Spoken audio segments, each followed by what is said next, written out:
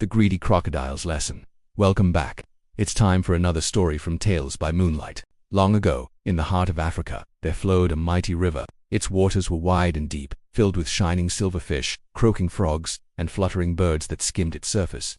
The river gave life to the entire savannah. Herds came to drink, flocks came to fish, and even the trees leaned toward its banks for water. In this river lived a great crocodile named Kuma. His scales were dark as night, and his teeth sharp as spears. All the animals respected him, but not for kindness. Kuma was feared, because he was greedy. Every day he claimed more and more of the river.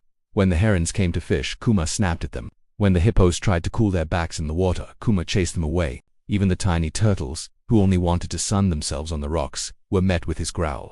"Go away, this river is mine, mine alone." For a time, Kuma was pleased. He ate more than any other creature. He grew big and strong, his belly full, his tail heavy, and he laughed to himself. "Fools, why share when I can keep everything?"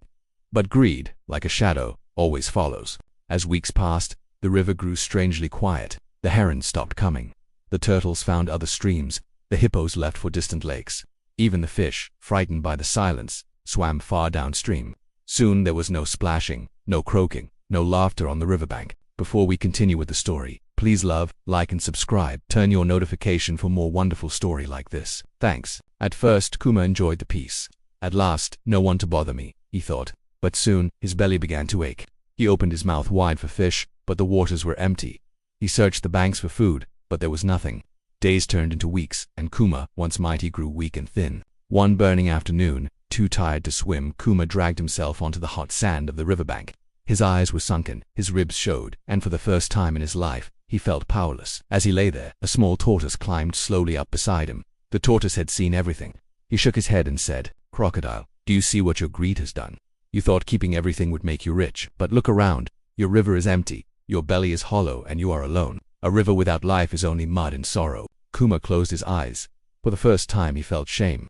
He remembered the heron's graceful wings, the hippo's laughter in the water, the turtles lined up on the rocks. Without them, the river was silent, and silence was heavier than hunger. From that day on, Kuma changed. When the herons returned, he let them fish. When the hippos came, he let them bathe. The turtles, too, found the warm rocks waiting. Slowly, the river sang again. Splashes, croaks, and calls filled the air. And Kuma, though still a crocodile with sharp teeth, no longer lived in greed. The animals learned to respect him, not out of fear, but because he had learned a powerful truth.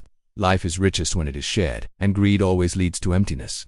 And so, children, when you hear the river at night, remember Kuma's lesson: never let greed make you poorer than kindness can make you rich. Another tale ends, but the moon still watches. Let its light guide you until we meet again. Don't forget to like, share, and subscribe for more timeless stories told under the stars here on Tales by Moonlight.